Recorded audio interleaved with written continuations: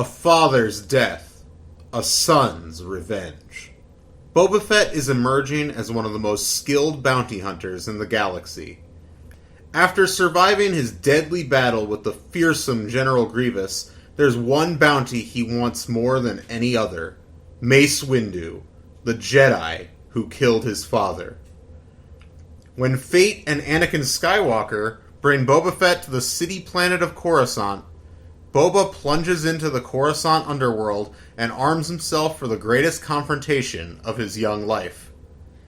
It's the bounty hunter versus the Jedi, as Boba Fett takes his one and only chance at revenge.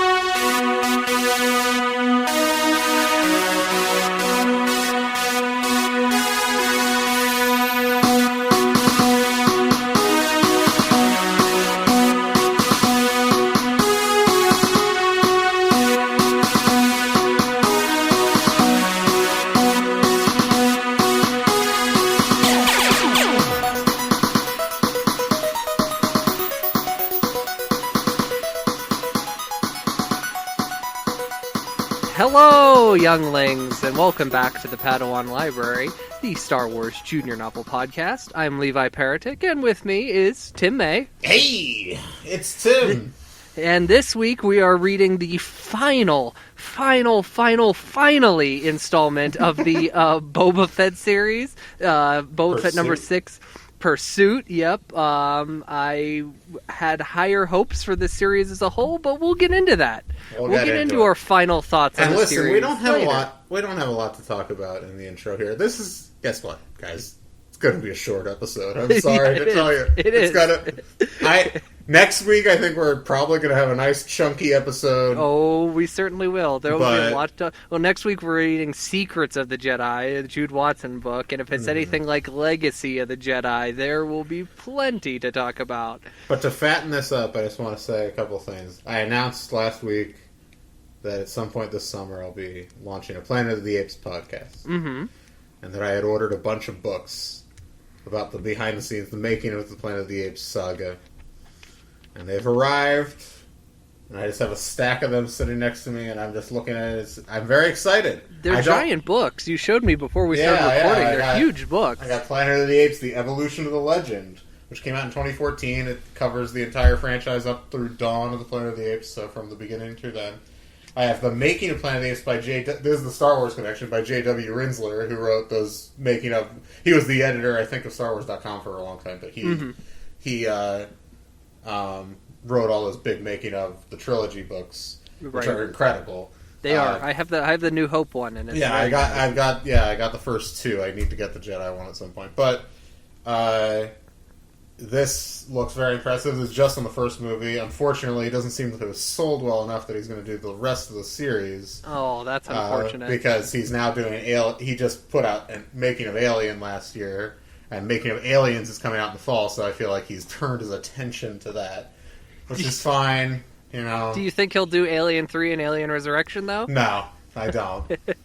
He should do Alien 3. I agree. That would be a great book. It's Fincher, especially because Fincher became so big. Like, that would be a great book right there. You know about the production of that movie? I've watched the behind the scenes on the quadrilogy, of course. The documentary on the quadrilogy for Alien 3 is crazy. I cannot, no studio would put that out now.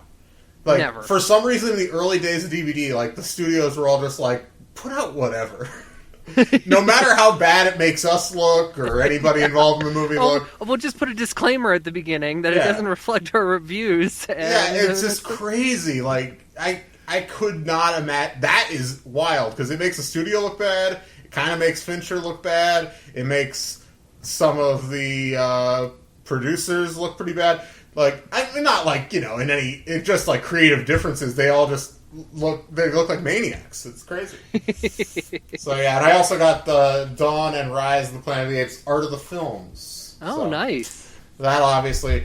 I won't be covering for a while, but I found lots of resource material. I'm very excited, and I hope that some of our Padawan Library listeners will join me on that show. Also, that show will not be replacing this one, so don't worry. My hopes is that we'll share a feed with that show, and my cost per month will go down. I don't think that's going to happen, I'm afraid. Oh, no. Just first of all, Planet of the Apes and Star Wars, they have a lot of overlap in that Venn diagram, but they're two different audiences, largely, I would say. Well, I mean, we can have a podcast network of sorts. The Tim May Presents Podcast Network. Come on. I don't know. I listen. It's $10 a month. I'm not like, come on. Like, what are we even talking about here? Yeah, we should be talking about this off air. Okay. Well, anyway. Well, speaking of movies and talking about things off air, I want to discuss something that you and I discussed off air last week. Oh, what? And this was we were discussing Letterboxd. Oh, and come you on. told me Why are we doing this? You revealed to me that you recently unfollowed me on Letterboxd. I unfollowed almost everyone I know. Like, I want to be fair. Okay, all right. It's too much of a source of stress for me. Well, then who do you follow then? I follow a couple movie critics. All right. And I follow my old account because I have two accounts, so that if I watch something, I can remember if I wrote about it or whatever. Okay, I got you. That's it.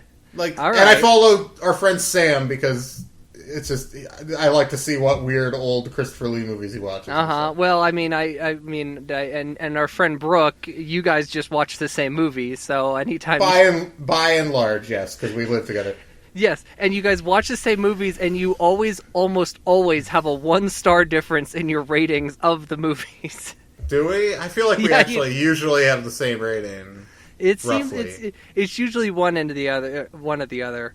But the reason I bring this up is because your reasoning, and when you told me this, it didn't bother me. It still doesn't bother me. But your reasoning was the anxiety of it. You don't want to see somebody dissing a movie that you like. Listen, it's not. It's completely irrational, but I figure it's an easy thing to lift out of my life, okay? Like, I'm not, like, there's no reason for me, like, I'm not, it doesn't matter. Obviously, I don't actually care. Like, we've gotten into arguments about movies very famously, but you and I, if you told me, for example, like Brooke just told me that you gave Soylent Green 3 stars, if you told me that in person, I would be like, oh, that's too bad you don't like it as much as me. But I see it at 3 a.m. on Letterboxd, and I'm like, that motherfucker! It's completely ridiculous. I'm not defending myself at all, but why not just remove that stress from my life? Well, the reason I brought it up is because I was going to try to win you back, but I don't think I can now. But the reason how I was going to win you back, though, was I was going to win you back by explaining my new star rating system. Okay, I'm curious about this, actually. Okay, yeah, go ahead. So I am only doing 5, like, whole stars. I am not doing half stars, all right? Okay, fair. And all right, and I'm going to go through them low to high, all right? 1 star is obviously a trash movie. I didn't like the movie. I don't care about the movie. Okay. I will never watch it again. 2 stars. It's a bad movie. I won't watch it again, but it has some redeeming qualities. Like, there's something about the movie that was at least watchable. This is roughly commiserate with what I would say. Yeah. Okay. 3 stars. A fine movie, but I don't need to watch it again. See, fine just sounds so condescending. That's the problem. This is what's so hard with the star rating system, because 3 stars does look like a really condescending rating. But, yeah. Okay. Yeah, 3 is just... this is the problem with ratings, period. Continue. I know. Okay. 4 stars. It's a good movie. It's rewatchable, and I would recommend it to friends. Sure. Okay. See, 4 to me has to be like basically a great movie, I feel like. Yes, yes. 4 is a great movie, and then 5 I am reserving only for masterpieces. So that's where I'm going. I want to just explain that to you. I think it's a fair system. I don't begrudge you at all what ratings you want to give, but listen, this is just for the sake of our friendship, and it's for the sake of me and my own personal... Listen, I have a weird sleep schedule. I go in these weird anxiety spirals about meaningless bullshit, and I need to cut it off at the pass when I can, So that's what it's about. I'm sorry, it's very stupid. I'm not saying it's healthy, but it is what it is. And I also I brought up Soylent Green because Brooke just told me what you gave it in an effort to annoy me. And listen, Soylent Green on your scale, I would give a 4-star rating. I wouldn't give it. I would probably give it 5 because I'm very generous. I don't care really. This is the problem you and I have had with ratings in the past. Is that you will see me give something 5 stars and you'll assume that I think that it's Seven Samurai or something. You know what I mean? And it's I hand that shit out like candy. Basically, if I don't care about ratings. It's essentially a guide for me when I'm making lists. That's what it's about. It's okay, well, I did rate this high at this point. How does that factor into how I compare it to this other movie on a list? That's really all I use it for. I also just don't care about them. Well, let's talk about Soylent Green for a minute. And the one thing... I haven't seen it... Let me tell you, I have not seen it in over a decade, so we can't talk at length, really, about it. What I did really like about the movie is the Edward G. Robinson performance in that. It's his final role. Yeah, he's awesome. Awesome performance. Things I don't like about the movie is... I don't love Heston. And no shots at Planet of the Apes, but I don't like Omega Man either. I'd give Omega Man, I think I gave You gave Omega Man an absurdly low... I don't even totally disagree, but you gave it such a low rating. I can't remember what it was. But, listen, okay, let's actually... Here's some preview content, I guess, for the Planet of the Apes show. I'm a huge Heston fan, just as an actor, you can feel how you want to feel about him later in life. Mm-hmm. But as far as, his career... I think he is incredible in Planet of the Apes. I think it's one of the great screen performances of all time. Mm-hmm. Again, Planet of the Apes, one of my 10 favorite movies of all time, easily. Then he follows that up with a couple post-apocalyptic movies, Omega Man and Soylent Green. I think Omega Man is rightfully the least well-regarded of those movies, so I don't think you're giving anybody any hot takes. Omega Man is honestly very good for about the first 45 minutes or so, but once the mutants come into the picture, once he's sharing the screen with anybody, I just think it kind of falls apart. And it's the same with every adaptation of I Am Legend, basically.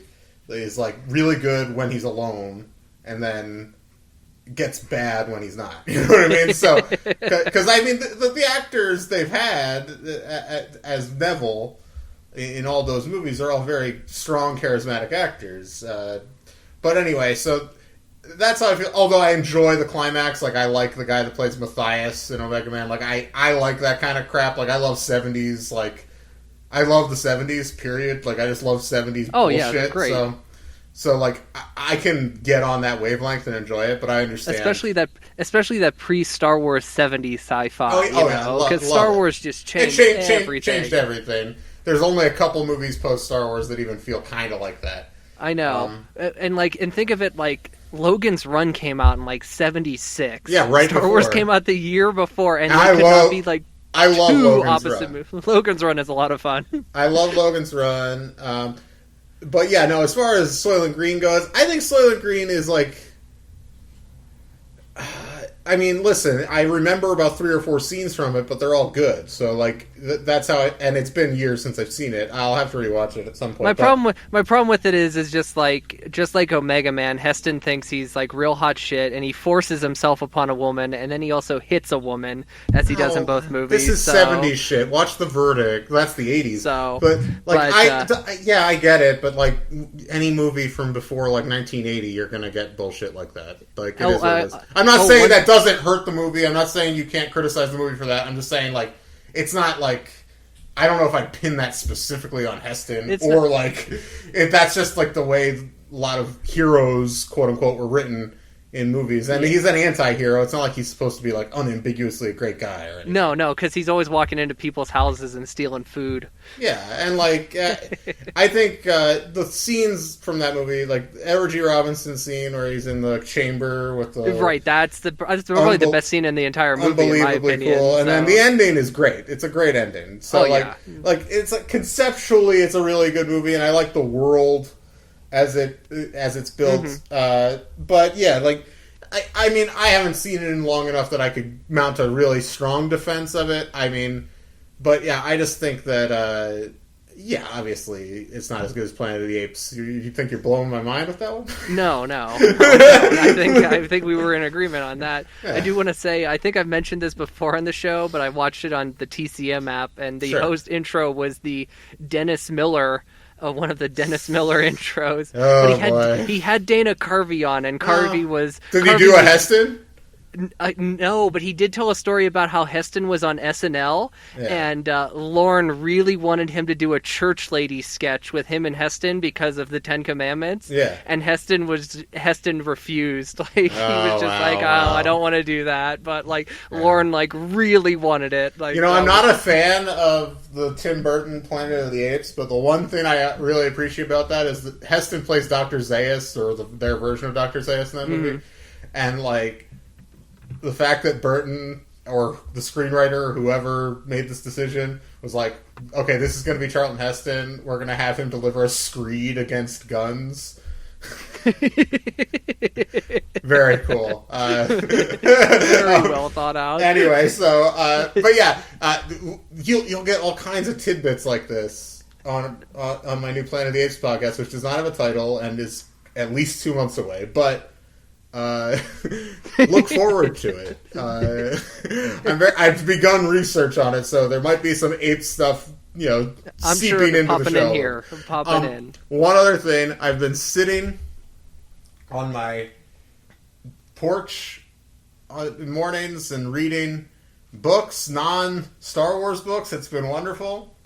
Early morning, 4 a.m. reading time. I've been reading John Dos Passos' USA trilogy, a classic of American literature that no one ever reads anymore. So, but I'm enjoying it. It's this beast like of a tome, and it's about the kind of the early 20th century, the rise of socialism in the United States. It's very good. I like it quite a bit. Anyway, I've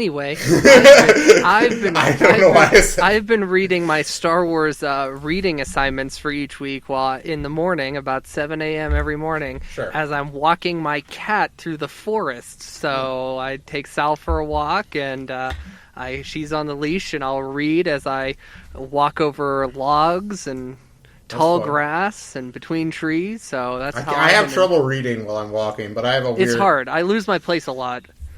I also have a weird, some sort of weird balance issue. Like I drift when I walk, and so yeah. Anyway, to talk about Star Wars a little bit, there was a trailer for that game show came out. I haven't watched the trailer, but it's this Legends of the Hidden Temple-esque. It's if you watch a trailer, it's exactly like Legends of the Hidden Temple. There's definitely it's going to open with a physical challenge, and then it's going to open with some sort of knowledge challenge, and then there'll be whoever wins gets to go into the Jedi Temple.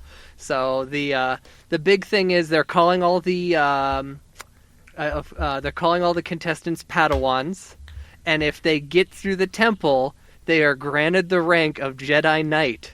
So it's apparently... Oh, and the other big thing is it's not a Disney Plus show, it's a YouTube show. Oh. Okay. Yes. I think it premieres June 6th, I think is the date, and it's an episode every week. Oh, well, we'll talk about it in the near future then. It's obviously hosted by Ahmed Best, and isn't there a droid sidekick? There's 2 droid sidekicks. The one looks like R5D4, and then the other one is like a protocol, like a gray protocol droid with like a weird head. So But yeah, so that looks like it's fun. It looks like exactly like Legends of the Hidden Temple. So well, that's a fun kids show. So we'll check back for our report on that program. And then the only other thing, I guess, is last week there was a new episode of The Mandalorian behind the scenes. Which you mean Disney Gallery The Mandalorian, right? Yeah, I keep forgetting what it's called. But yeah, that show that was, I thought, the best episode so far, because that went the most into the production and like the special effect. I mean, these screen things, like they're wild. They are wild. They're insanely wild. I have to say, like, and you think about it, like the volume, yeah, and like think about it, like I read something that like I think that they spent $15 million per episode on this show or something like that. Mm-hmm. So if you think about that, that's like about $120 million roughly for the season. So think about that. That must include the development of this technology. Mm-hmm. So like, if they can pull this sort of thing off, like this could drastically reduce the cost of like big budget movies. Oh yeah, big time. Like, well, think of just how many different shows are Star Wars Disney Plus shows are in production right now. You have Obi-Wan, Cassian Andor, Mandalorian, and then this other fourth one that we don't know what it's about right, yet. That they just announced, yeah. So like it's the shows, but even like I mean, like Taika Waititi, like, who's doing the next movie supposedly. I mean, I'll believe it when I see it, as with any Star Wars movie, but you know what I mean, like he seemed to love working with it, and like it looks great. Why wouldn't they just use that in a movie?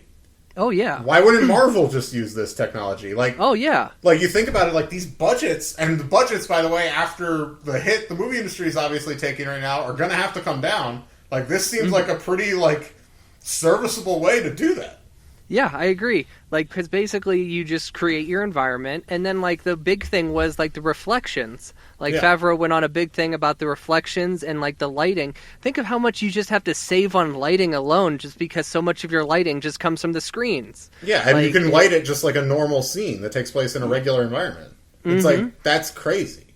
Like, I don't know, it's just like, I haven't really been this interested in, like, new effects technology in a very long time, frankly, since like Lord of the Rings. Like, I mean, and that transfers into like the recent Apes movies and stuff. But like the performance capture was the last like big new innovation. I feel like that, like, obviously there have been other innovations, like smaller little things, but like this feels like the next, like motion capture underwater. Oh, well, can't wait for that. I'm so excited for Avatar 2. Have you heard about the 900,000 gallon pool that they created just to film those movies? Go off, Caden. That's all I have to say to that. So anyway, there's no, I just, because I used to be obsessed with special effects as a kid. Mm-hmm. And then, at a certain point, it became like, okay, well, everything is made the same way. And, if this is successful, then everything will be made this way, too, and it'll lose its luster or whatever. But, like, this was just very exciting. It reminded me of, like, watching the, making of Star Wars. Yeah. It was TV special when I was a kid, or, like, the... or the making of Jurassic Park, that kind of stuff. It was very much of, hey, we have an accomplishment here, and we're going to celebrate ourselves for this accomplishment. They do that. That goes all the way back, to be fair. Look at, like, 2001 promo materials. They are jerking themselves off so hard. They're just like, basically, we shot in space, like, as you've said many times. They even talked about 2001 in that episode, yeah, they did, because they were talking about, like, front-facing projection and that. Speaking of speaking in space, you hear Doug Liman and Tom Cruise are going to make a movie in space? We'll see how that goes. I mean, Tom Cruise, what a wild man. We'll see how that launch goes. I feel like if that SpaceX launch doesn't go, then there's no way that movie's happening. So I'm sure it was just like a deal they signed, and who knows if the movie ever happens. Like that's the thing with the way movie news is reported by some of these sites. It's like, who knows if that's even like, that's like a idea that maybe they could do someday. Like, you know what I mean? Like, I don't, like, I doubt that's, like, on the next slate for Cruise. Like, he has to finish the next 2 Mission Impossibles. Right. Well, yeah. And he might die making one of them, so who knows? Yeah, anyway. So, wild stuff. Okay, we've talked for 23 minutes. Yeah. About almost nothing. So... I got HBO Max, by the way. Oh, you were saying that. You told me and that. I've been looking at it. I haven't watched anything on it yet. I gotta say, just in terms of, like, completionism, weak. It's a bit weak. There is some, like, weirdly missing stuff. Like, which some of it is obviously because, like, there are other pre-existing streaming deals that have to expire. Right. So I don't want to, like The Matrix isn't on there or something, like, whatever. But it'll be on there eventually. It's on Netflix right now, I think. But, you know, like, to me, the dream of one of these services is that you have the library. The library is the dream. They launched with, like, 6 new things, like, that nobody cares about. No one cares. They're looking at the library. Nobody's like, I can't wait to watch Not Too Late with Elmo or whatever it's called. You know, so it's like, yeah. And those new Looney Tunes are part of that too. I haven't watched any of that yet. I will probably check out 1 or 2 of them. Basically, in my point of view on Looney Tunes is very hardline. I think there's basically been no great Looney Tunes content since the early 60s. That's a bit of an exaggeration, but not much. I'm not going to argue it with you, but I know there are people who will argue with you Space Jam, and I know of one particular person who would argue with you Looney Tunes Back in Action. I'm actually, if you're going to argue one of them, please argue Back in Action, because Back in Action is at least understands what Looney Tunes is. I don't think it totally works. I'm a huge Joe Dante fan. It doesn't totally work, but I think it's a valiant attempt. Space Jam, I've said it before, I'll say it again. If you don't know who Chuck Jones is, or if you don't know who, I don't know, Phil Jackson is, then I don't want to hear your opinion on Space Jam, because you don't know enough about the NBA or about Looney Tunes for me to care that you just love Looney Tunes, that you love Space Jam so much. I don't care. It's bad. Lola Bunny in that movie is so bad. Like, what an insult. Like, All right, we're moving off topic. Okay. We'll get off this. The friend who I was thinking of would be offended by the fact that you were dissing a Brendan movie. Oh, yeah. I'm not dissing that movie. He knows how I feel. Oh, but anyway, Chuck Jones famously did not like Who Framed Roger Rabbit. He was not a fan of that. Yeah, I know. I love Who Framed Roger Rabbit. It is what it is. Listen, I don't, it's fine. Like, people don't have to like everything. I think Who Framed Roger Rabbit also, like, is mostly an original thing, and it has, like, those cameos. So it's like, I don't know how much I care about Chuck Jones' opinion necessarily. I know some people...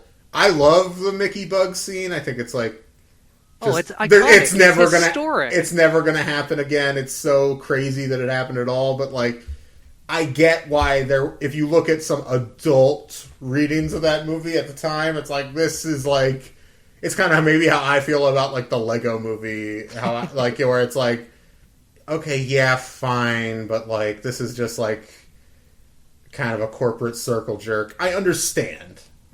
That criticism, even, I'm not sure if that's actually Chuck Jones' criticism. I remember he didn't like the movie, but I haven't read about this in years, so I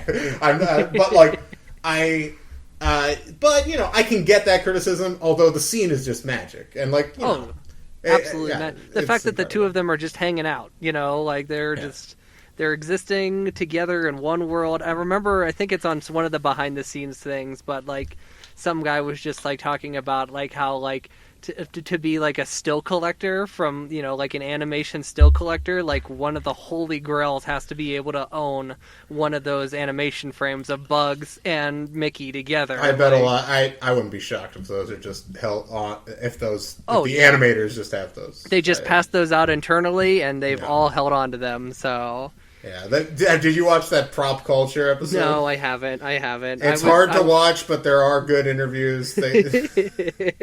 I debated it, and then I saw they had a new thing about the Sherman Brothers on there too that they just started. that doc's a little old, but they just added it. I was thinking about that, and then I just decided to watch King of the Hill instead. So. That's fine. King of the Hill's a masterpiece. King of the Hill rules. One of the funniest shows of all time. Love King of the Hill. Incredible stuff.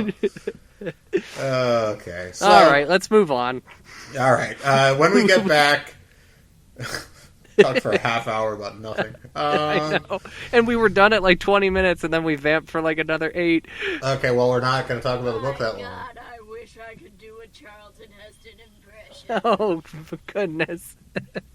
Okay, you hear that? I have a good Charlton Heston impression, but you'll have to listen to my Planet of the Apes podcast for it. Okay, all right, that's good promo for it. When we come back, we'll talk about Pursuit, the last book in the Boba Fett series by Elizabeth Hand, so please stay tuned. Welcome back to Padawan Library. I'm Tim May, here as always with Levi Peretic. How you doing, Levi? Hello, I'm doing good. All right, so this week, Pursuit of Boba Fett, number 6. The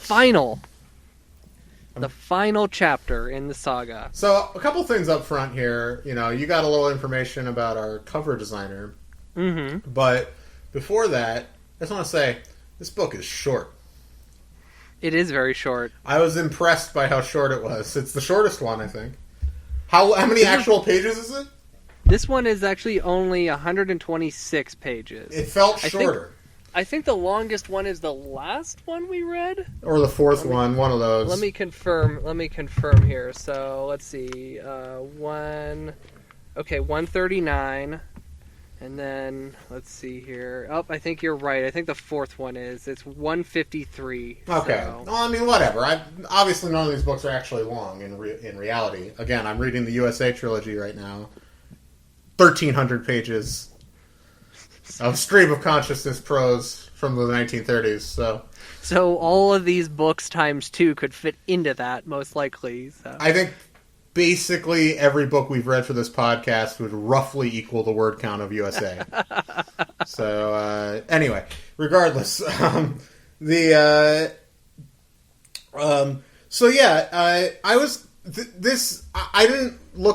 didn't find a lot of behind the scenes info about this series, but I can't imagine that this was initially planned to be the last book, because it does. Because there's a big leap that happens in the middle of this book, and we'll get to it. Big leap in the character, I think. Mm-hmm. It just feels like what happens in this book could have played out over the course of a few books, at least at the pace the series had been going. Mm-hmm. It does feel like that there's an element to the whole series that is wrapped up in a sort of satisfying way, but we'll get into that. I think the ending, it ends. It feels like maybe they had a plan for 8 or 9 or 10 books, and then they had to cram all their plans for the back half of the series into one book. Just like the Jedi Prince book series, so that's exactly what happened to that series.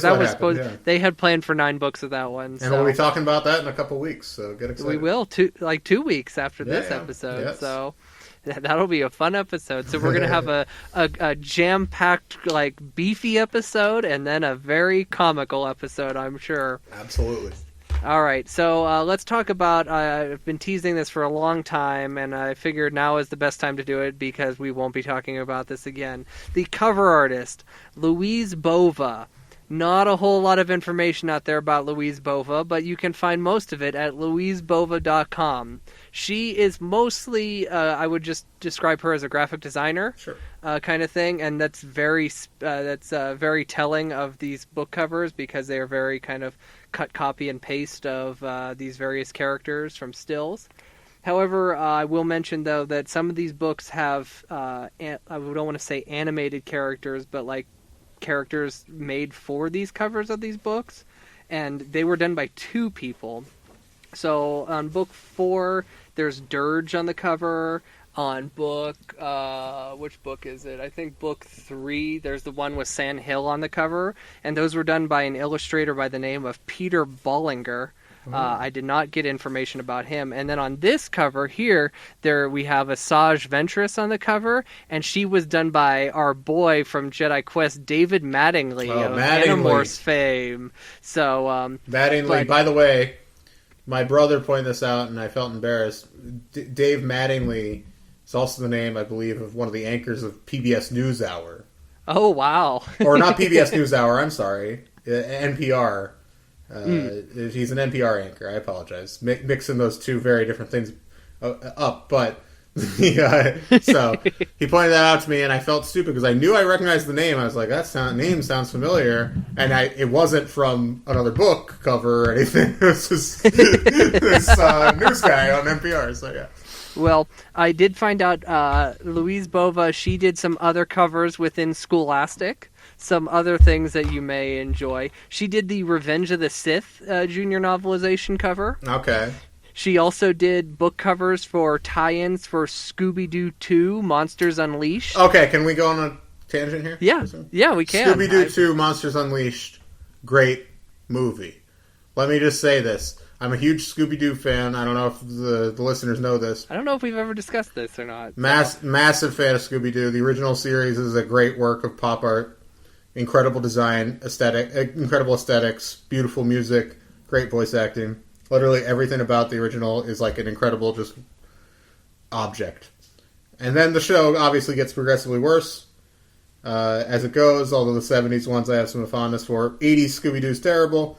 Most 90s Scooby-Doo is quite bad. The 2002 live-action Scooby-Doo movie is a bit self-aware by half, but nailed the cast, so that kind of helped it work. Mm-hmm. And then the sequel, though, they just nailed it because it's like it feels like the show, but you have these perfectly cast characters, and they're not making fun of the material anymore. Scooby-Doo 2, Monsters Unleashed. Check it out if you're an old school Scooby-Doo fan. By the way, also check out Scooby-Doo Mystery Incorporated, those vaguely recent, I guess it's like from like 2012 series. It lasted 2 seasons, 52 episodes. It's like a running narrative, like very sophisticated Scooby-Doo series. It's like reminds me of Buffy. It rules. It straight up rules. So yeah. There's that. I have not seen Scoob yet, if you were going to ask that. I've heard, the one review I heard, it's a Scooby-Doo movie ashamed to be a Scooby-Doo movie. See, that's the problem. All this stuff, embrace it. Embrace it, that's what I have to say. Scooby-Doo is not even worth being ashamed of. The original Scooby-Doo is a great show. Scooby-Doo's great. I love Scooby-Doo. Yeah. And, I know they're trying to set up a Hanna-Barbera cinematic universe, so I hate that they do that. I mean, I love there's already a shared Hanna-Barbera universe to some degree, but with the Jetsons and the Flintstones. Well, yeah, but even within Scooby-Doo, there's, there's all the wacky races stuff, which there's not really much Scooby-Doo crossover there, but, there are little pockets of shared things in the Hanna-Barbera oeuvre. But, listen, Scooby-Doo is the best Hanna-Barbera show. That and Johnny Quest. Those are the two that are, actually, kind of genuinely good. I like the Flintstones, too, of course, and the Jetsons, but whatever. Why are we talking about this? Anyway. Okay. Well, she also did a cover for another franchise that I know that you like. She did covers for the OC books that were released by Scholastic. Yes. I didn't even know they released those. I mean, I'm sure they're just episode adaptations. I think they did a junior novelization. The one is called The OC, The Outsider. That's probably just the pilot and the first few episodes. Yeah, probably. And then she also did the cover of Meet the OC Superstars, the official biography. So incredible. Listen, the OC, great show. Just a great show. The first season is incredible, minus the Oliver storyline, of course.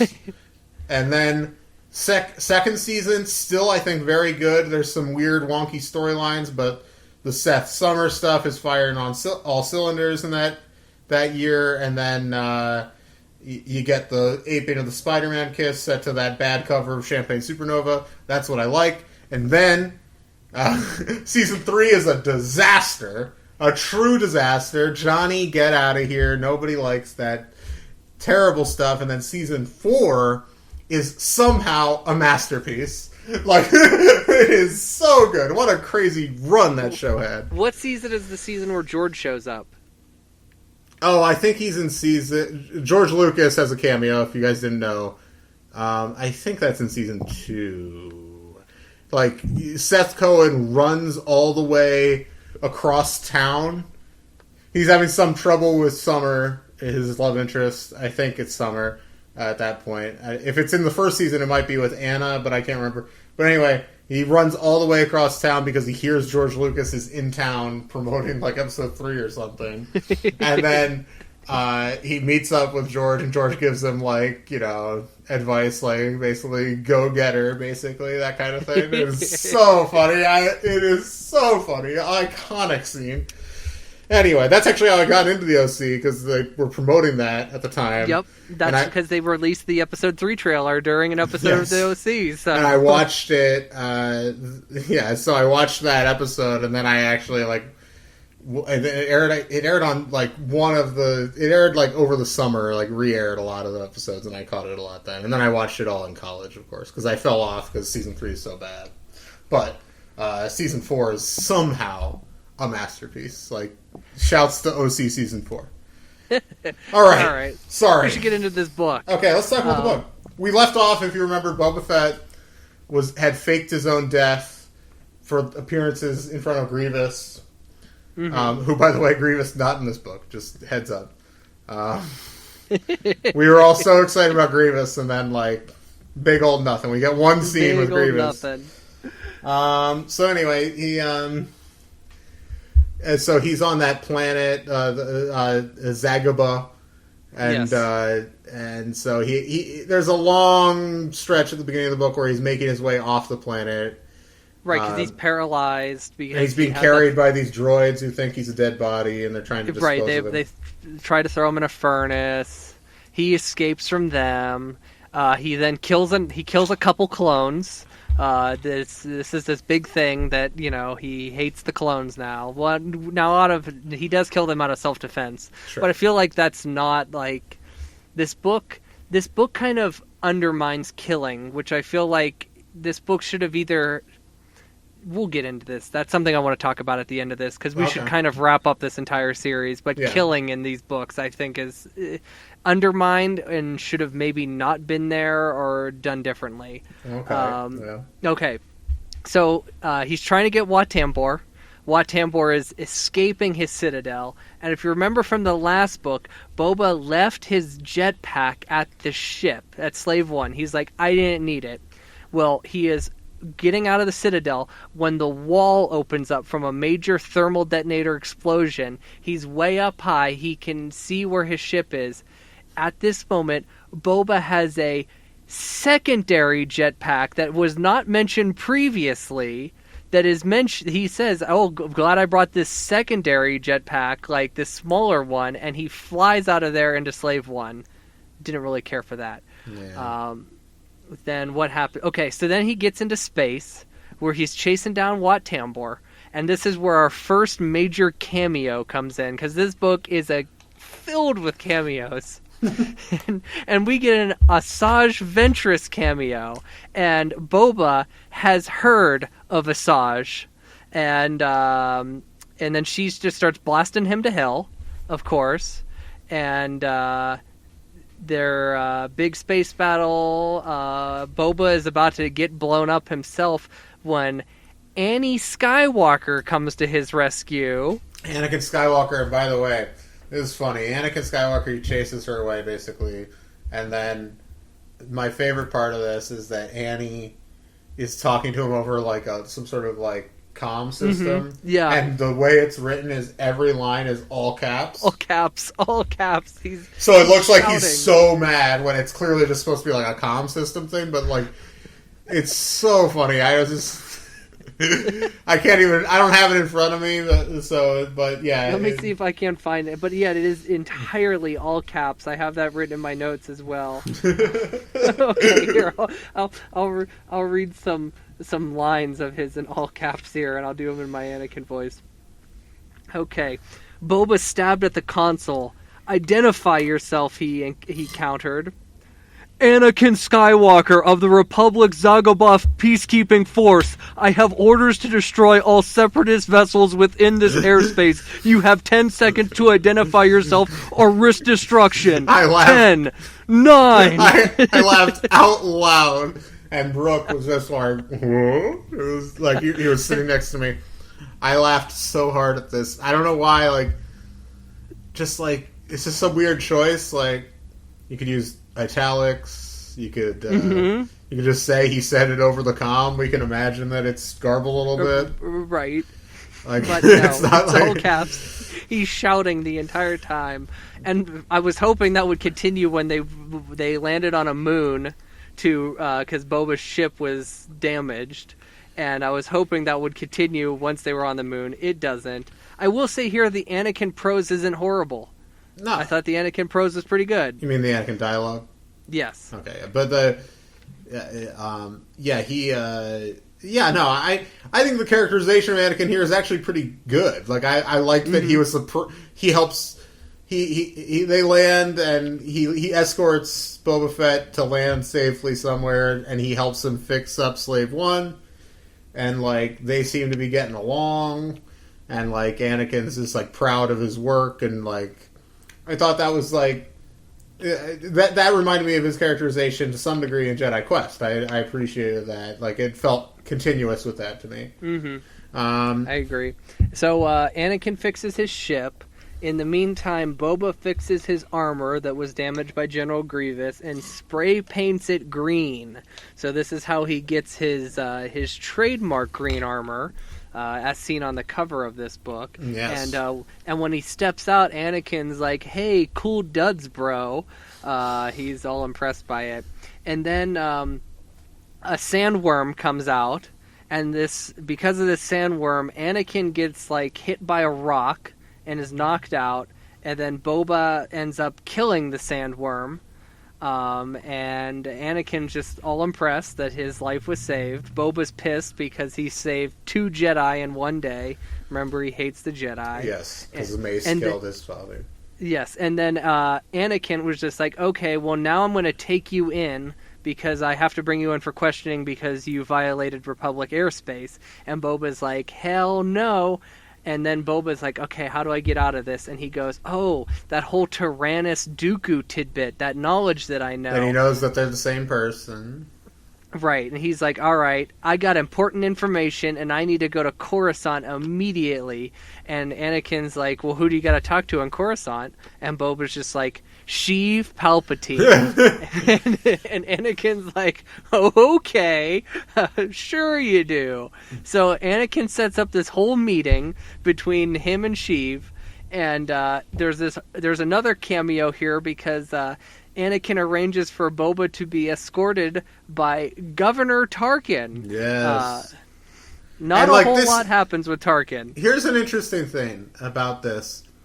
Boba is this is what I was talking about a bit earlier.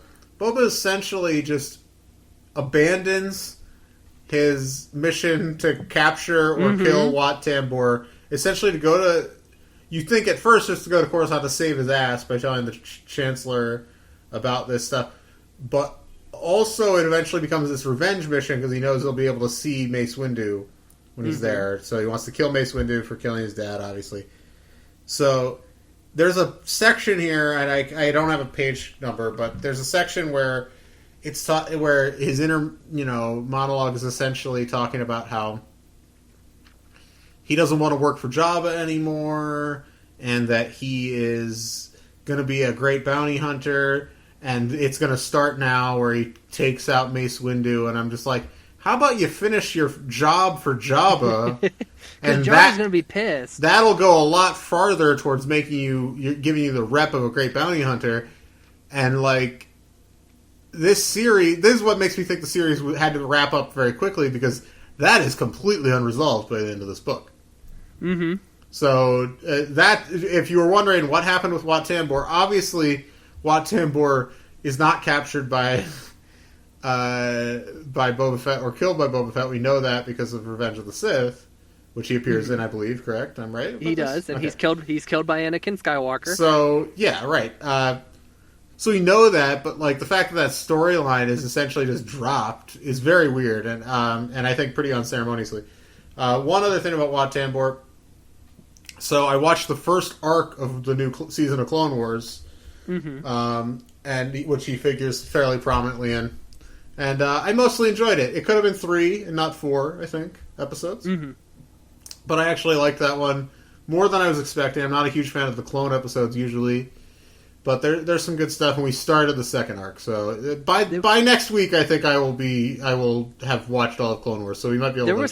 There was some real creepy stuff in that first arc, though. Like there were some very creepy undertones in that Clone Wars stuff that I enjoyed. So there's if you like that in season 6, I think is my favorite clone arc is in season 6, which is where kind of Rex if it's not Rex, one of the clones discovers what's going to happen with Order 66 and stuff. So very interesting. So yeah, no, I agree. I loved all the weird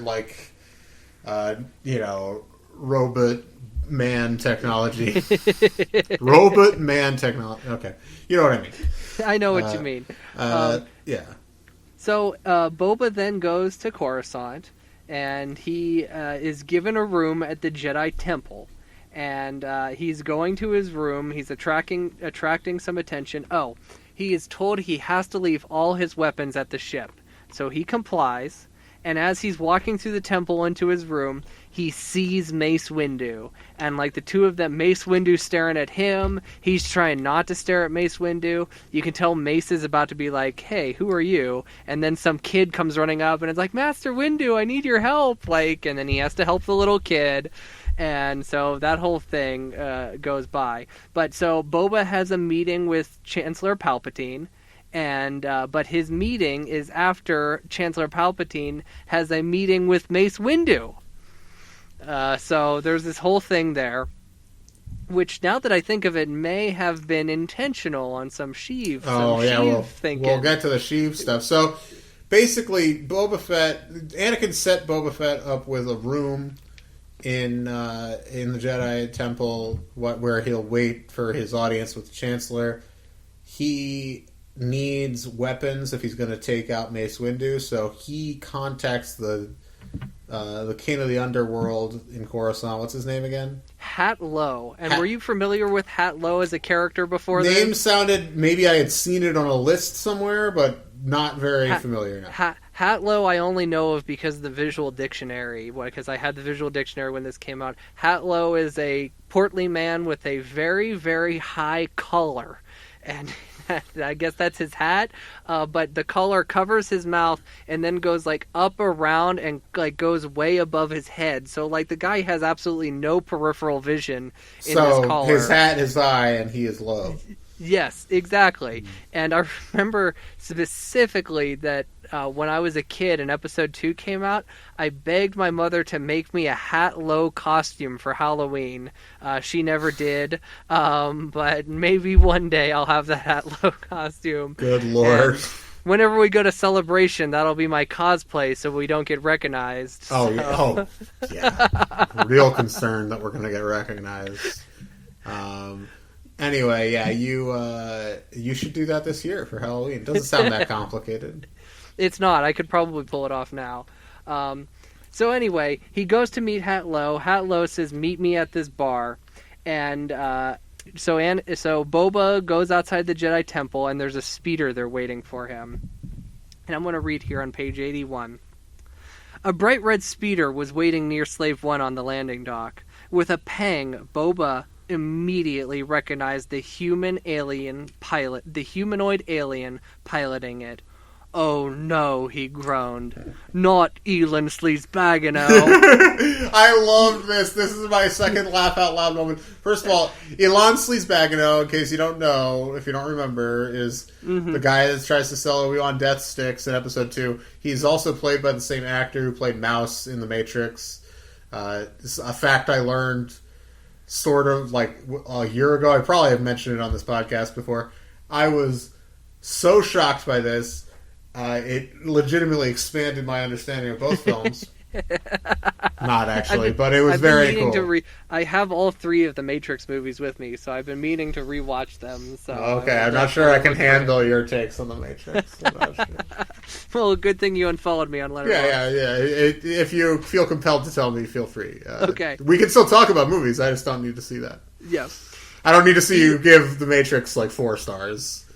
Well, The Matrix is a masterpiece. Okay. So. Elin's the name, the obnoxious young con man announced as Boba jumped in the seat beside him. His long antennae wiggled with pride. So let me just say this whole line without the pros in it. Elin's the name. Flying's my game. Unless, of course, I can interest you in some Polydon smooth dust. Elin whipped some shimmering green parcel and waved it enticingly in Boba's face. 100% pure, satisfaction guaranteed. You're giving him, it's not exactly the voice, but you're giving him real Urkel vibes right now.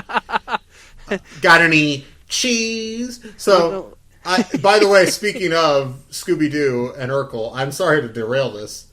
No, you're fine. I only brought up Urkel for this reason. I forgot to mention this. The current Scooby-Doo show is like the old Scooby-Doo movies from the 70s, where it's like crossovers with like other characters or celebrities or something. And so it's called Scooby-Doo and Guess Who.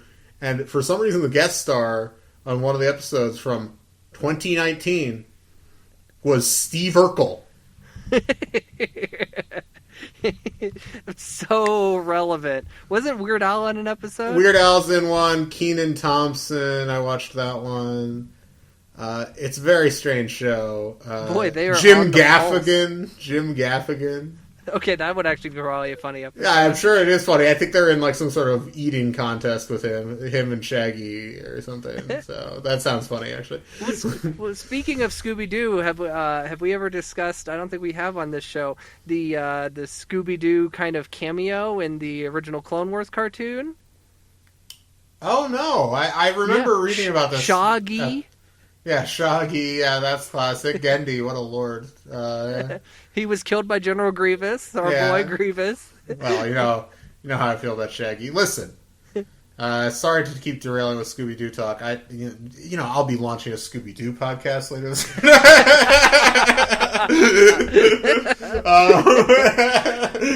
If I do that, I promise it'll all be on the same feed because I can't afford 3 feeds. Anyway, what were we talking about? Oh, yeah. So, Ilan Slizbagano, basically, he kind of gets him in touch with Hat Boy. Hatlow. Sorry. And leads him there. Hatlow is, like, being cagey about, like, what weapons he's willing to sell, but eventually he sells Boba Fett some sort of pistol, right? Like some sort of... Yeah, and it shoots like razor blades. Like it's kind of like a scatter shot kind of thing. And then when he leaves, he's like, whatever, I'll make this work and I'll kill Mace Windu. And then when he leaves, he runs back into Ilan Slizbagano, who has like the exact thing he was looking for, which is those like poison dart type things. Yeah, Camino saber darts. So... he gets that. What's up? Okay, there's 2 more bits of Elin I want to read. And let me practice the voice. You want to buy some death sticks? That's okay. All right. So... What do you think about the woman in the red dress? So, Boba gets out of the speeder, and Elin goes, "My card," said Elin. He handed Boba a shining strip of crimson emblazoned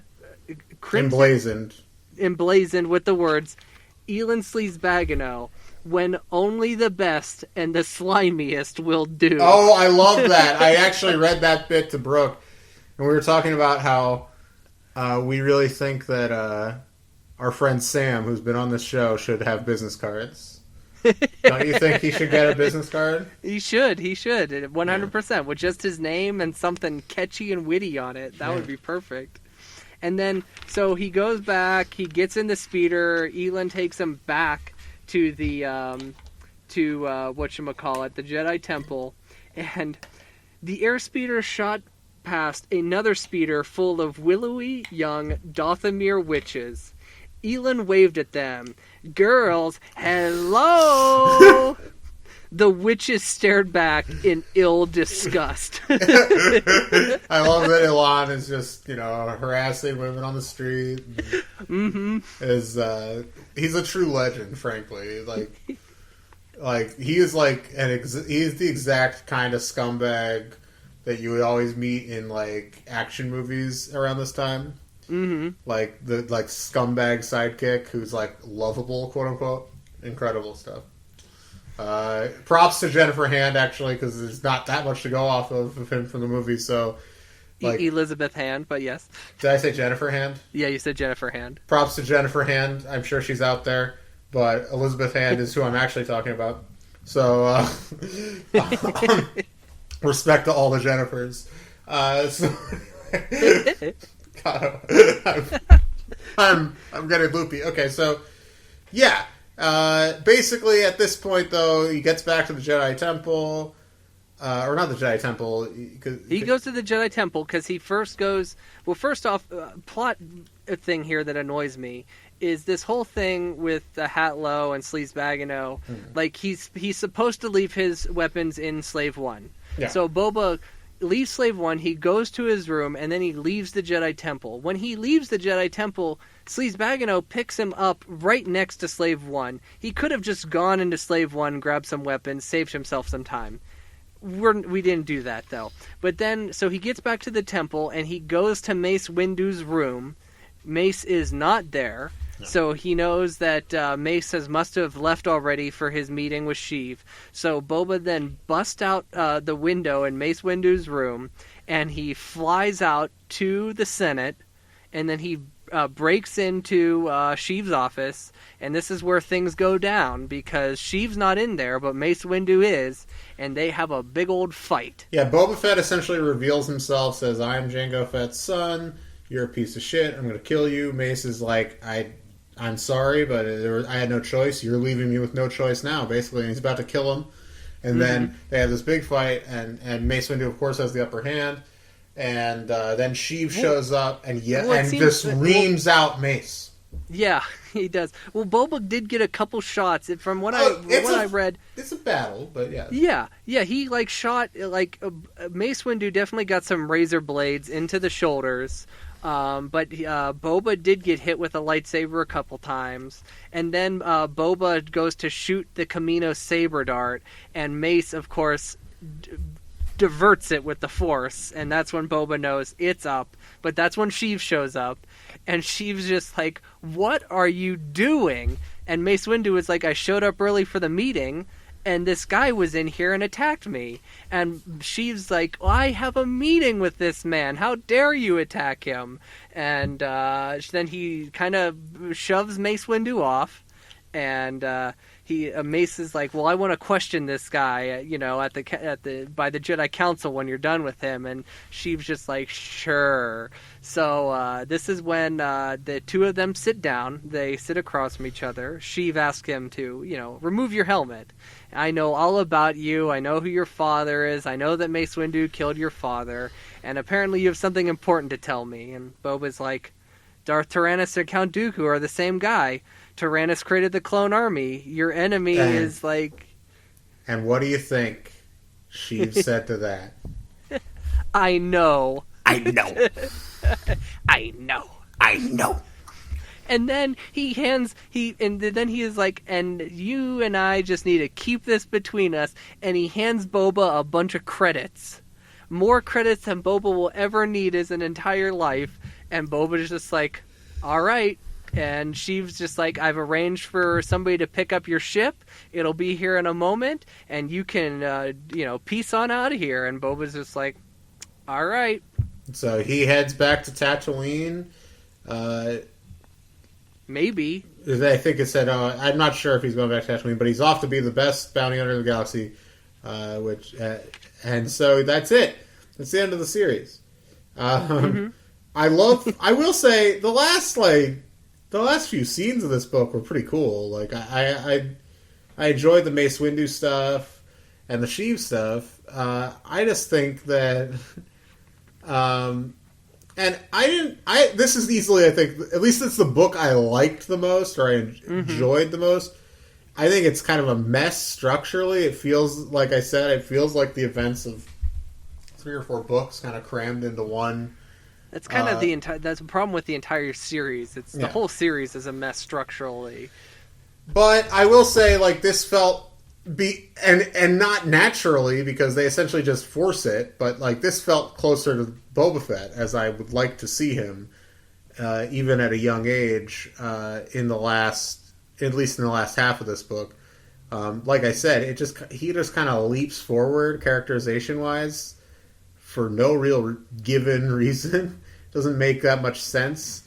But I will say that made the second half of this book kind of fun. It was a fun kind of Boba Fett adventure. He's seeking some revenge against Mace Windu. I thought that stuff all basically works for me. I liked a lot of the cameos. Alon, Sleaze Bagano being a number one.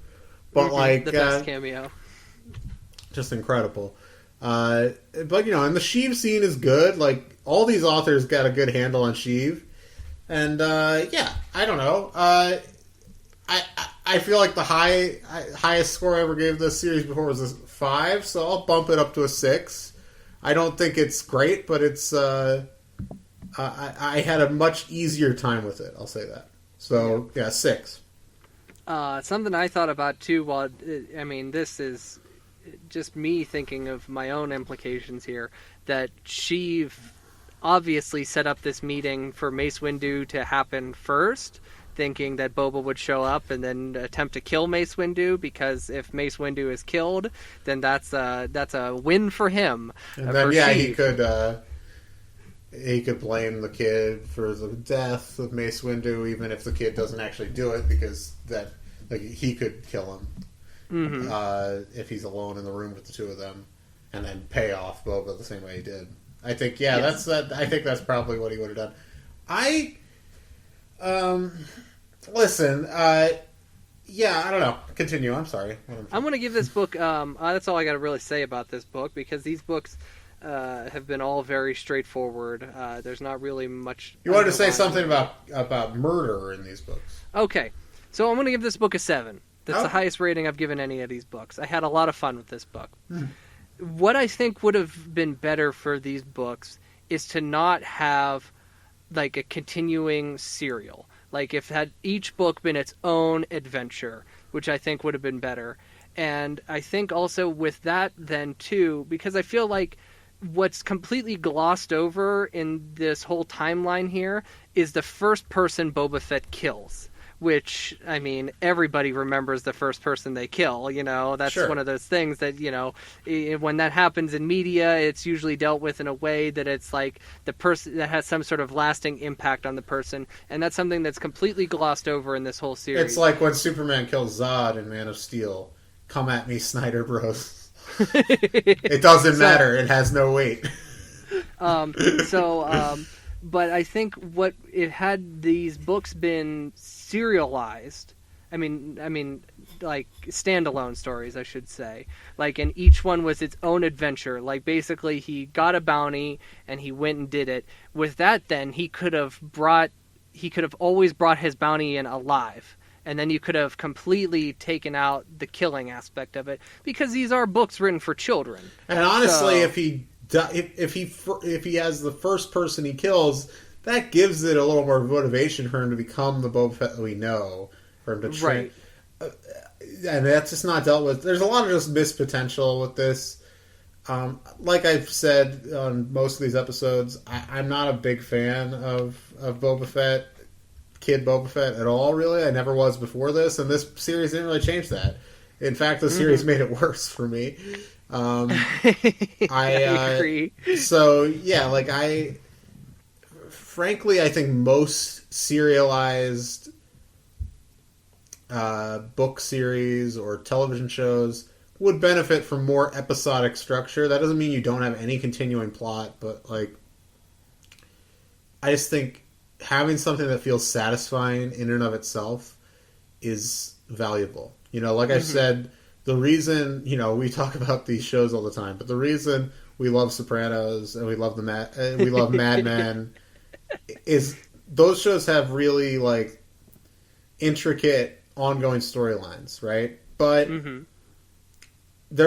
could list dozens of episodes from both Sopranos and Mad Men that you could watch, pull off the shelf right now and watch and be satisfied. You know what I mean? I could watch The Suitcase right now and not have to watch any other Mad Men stuff. No contextual information is needed for me. I mean, I've seen the whole series, so that's different. But you know what I mean? Like, I could watch that, and it's just a beautiful story, you know. Same thing with, you know, whatever, Pine Barrens from The Sopranos. So it's like, I just think that, and this genre fiction, I think, to me, like, the best structure for like a genre TV show, and you could apply this to kind of these series of books too, is that most of the entries are kind of standalone, but there's maybe some light serialization sprinkled through, and then it comes up to some sort of climax that might be a few episodes or a few books. Right. So it's like, that's where you look at like Jedi Apprentice, that's essentially how that series is structured, where most of the books are standalone, but eventually there's a little bit of light sprinkling that eventually leads up to these kind of culminations of 2 or 3 book arcs, right? Mm-hmm. And so, you know, you look at like Buffy the Vampire Slayer, that's how that show is structured. Same way. You know, that kind of thing. Whereas, and even like a show that people I think of as hyper serialized, like Lost, is actually very episodic in terms of, like, because of the flashback structure and the on-island story are always pretty self-contained while contributing to this larger tapestry. Right. And I think a lot of shows and a lot of genre fiction in general in the last 20 years have taken the wrong lessons from things like Lost. I'm not saying Lost is the first thing, but like, for example, and they've taken the wrong lessons to be like, well, what people love is the serialization, so let's ramp that up to such a degree that it's like, and obviously this series predates Lost, you know what I mean? But like, and like this felt very serialized in a way, like, you can talk about, there are discrete stories here, but it just feels, it's just not satisfying. Every book ends where like, you're kind of just like it feels like every book kind of needs the first half of the next book to wrap itself up. Yep. Mm-hmm. Yeah, so I agree. It just like, it had, so like I said, more episodic story structure, and I think something that would have also benefited from this series is having some sort of lesson. Like, Boba Fett learns a lesson in every single book. There's no morality. They try. Yeah, I know what you mean. They try with the book from Django. Right, but what would have been, I think, it'd been better had like every book opened with a flashback where Jango Fett was teaching Boba Fett something that Boba Fett didn't really grasp, and then that's kind of the whole ongoing theme of the book, and then he learns, you know, how to deal with that. I think I get what you're saying. I think obviously the way to do it would be like he's learning these lessons, and they seem like these moral lessons that you would see in other types of books, but he's actually learning to be more ruthless, more more heartless. So an amorality, yes, exactly, sort of thing. This week's amoral is, no, I like that idea. Yeah. So these books were had lots of opportunity and kind of misstepped on them the entire way. I feel like. I mean, I feel like maybe the first book. This book is one of the better books, and I think maybe the first book is one of the better. books too. The first book I liked well enough. I think I dinged that book more than I probably would have now, just because most of it was Attack of the Clones.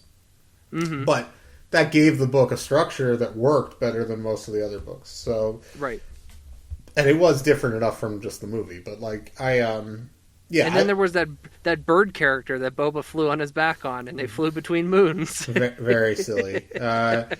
Listen, so yeah, this series is done. Overall, I was not into it, but it's hardly the worst thing we've read for this show. So, yeah.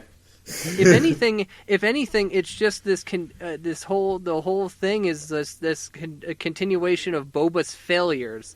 So Boba fails to capture Wat Tambor, Boba fails to kill Mace Windu, and then there was that whole plot with Nuri, the changeling character, who Boba beat the crap out of in the last book and swore that he'd come back for him, and that's not wrapped up either. Clearly, this series was kind of cut off at the knees. I think it was probably I would guess intended to be like roughly a 10-book series is my assumption.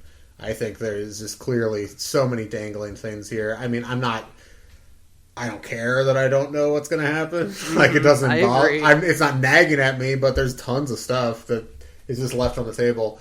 So, next week we're back in Jude land one more time for the Clone Wars with Secrets of the Jedi, and then we're gonna do the Fourth Jedi Prince book, which is Mission to Mount Yoda. Mission to Mount Yoda. So that's our next 2 weeks, and then by 2 weeks from now, I think we'll try to figure out our schedule for the next couple months. We've been batting around a few ideas, but we should probably solidify that in the next couple weeks. Stay tuned for that. But in the meantime, check us out on Instagram, Facebook, Twitter, at Padawan Library. Buy our t-shirt on TeePublic until the books are due back. That's basically it. I'm Tim. I'm Levi, and until the books are due back, the library is closed. Padawan Library is hosted and produced by Tim May and Levi Peretic. It is edited by Tim May. Our theme song is by The Astral Project. Our artwork is by Freddie Funbuns. Copyright 2020, Tim May and Levi Peretic, all rights reserved.